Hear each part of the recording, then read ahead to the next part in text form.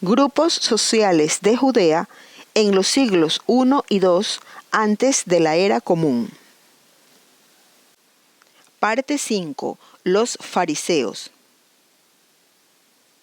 Es difícil afirmar en qué momento surgieron los fariseos como grupo social. Flavio Josefo los menciona por primera vez en relación con Jonatán Macabeo, alrededor del 160 antes de la era común. En el gobierno de Juan Hircano, los fariseos aparecen como un partido poderoso que se opone a las inclinaciones saduceas de Hircano, quien anteriormente había sido seguidor fariseo. Los fariseos se negaron a reconocer a los sumos sacerdotes y reyes asmoneos como gobernantes legítimos del templo y del pueblo. Algunos investigadores opinan que los fariseos procedían de los Hasidim, una secta piadosa que apoyó a Judas Macabeo mientras trató de alcanzar sus objetivos religiosos, pero lo abandonaron cuando éste empezó a mostrar ambiciones políticas. El nombre fariseos puede venir del término hebreo perushim, que se traduce como separado de lo que es inmundo. Los fariseos se consideraban a sí mismos los más puros porque eran adherentes estrictos a la ley y procuraban mantenerla y adaptarla a las nuevas situaciones. Los fariseos procedían de la gente común, eran eruditos que no pertenecían a un linaje en especial. Creían que la Torá era para todo el pueblo e intentaron democratizarla, de forma que las leyes sacerdotales debían ser observadas por todos, no solo por la clase sacerdotal, para que, según ellos, exista realmente un sacerdocio de todos los creyentes. En sus interpretaciones incluyeron la ley oral y escrita.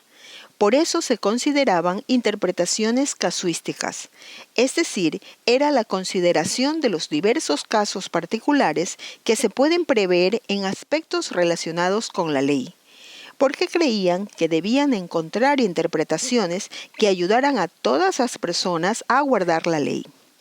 Es decir, que aplicaban a las situaciones cotidianas las leyes del templo relativas a la santidad sacerdotal, y con ello mantenían la esperanza subyacente que el día en que Israel obedezca la Torá, el reino vendría. En el siglo II, antes de la era común, apareció la figura del rabí. Los rabinos no eran varones que dirigían una liturgia en una sinagoga. El rabino tenía autoridad de interpretación de la Torá, es decir, que predicaba al pueblo su comprensión de la ley.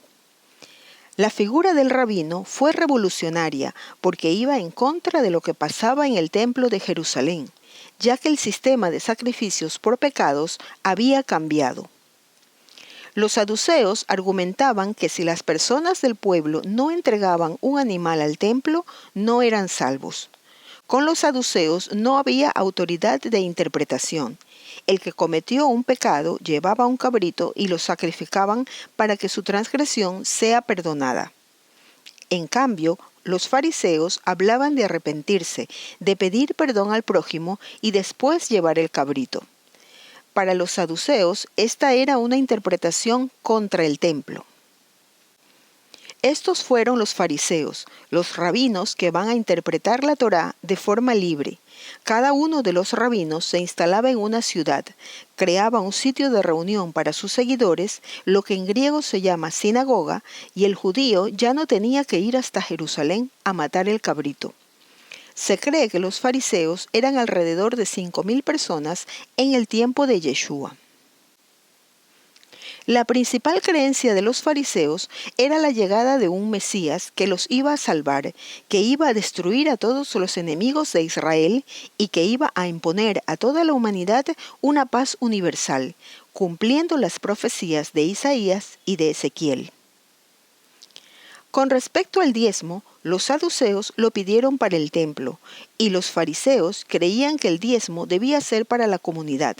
Así el rabino tenía el poder y tenía una comunidad organizada que no necesitaba del templo. Estas situaciones crearon un conflicto entre saduceos y fariseos que cada vez iba creciendo. Aunque dentro del Sanedrín se mantenían unidos y por fuera eran opuestos en términos de doctrina, ambos grupos tenían una enorme autoridad sobre la opinión pública y conservaban la idea que el pueblo era fácil de manipular. A diferencia de los saduceos, que estaban satisfechos con la vida política, comprometida con su propio poder como dinastía gobernante, algunos fariseos representaban la esperanza del pueblo. Gamaliel fue uno de ellos. Él fue uno de los principales fariseos, y se lo menciona en el libro de Hechos, cuando intervino para detener el intento de los saduceos de ejecutar a Pedro y otros apóstoles. Hubo una reunión del Sanedrín para decidir qué hacer con ellos, y Gamaliel les aconsejó no ejecutarlos, sugiriendo que si su movimiento era humano, fracasaría por sí solo, pero si era de Elohim, no se podría detener. Otro fariseo muy importante fue Pablo, quien dijo ser del linaje de Israel, de la tribu de Benjamín, hebreo de hebreos, en cuanto a la ley, fariseo.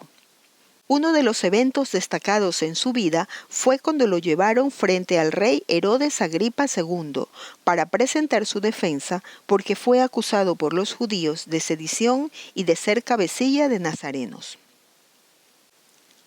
La dinastía Asmonea, con sus ambiciones y aspiraciones mundanas, recibió poco apoyo de los fariseos. Durante el reinado de Alejandro Janeo, el conflicto entre éste y el pueblo, que se ponía del lado de los fariseos, se volvió amargo y terminó en una cruel carnicería. En el reinado de Salomé Alejandra, los fariseos, liderados por Simeón ben Shetá, llegaron al poder, obtuvieron escaños en el Sanedrín, y esa época fue considerada después como la edad de oro de los fariseos. Pero la sangrienta venganza que tomaron contra los saduceos provocó una reacción terrible, y más tarde, bajo el reinado de Aristóbulo II, los saduceos recuperaron su poder. En medio de la amarga lucha que siguió, los fariseos comparecieron ante Pompeyo, pidiéndole que interfiriera y restaurara el antiguo sacerdocio para abolir por completo la realeza de los asmoneos. Pero los fariseos no esperaron la profanación del templo por Pompeyo, y esa acción fue considerada como un castigo divino por el mal gobierno saduceo. Después los fariseos ganaron influencia, mientras que el dominio de los saduceos disminuyó.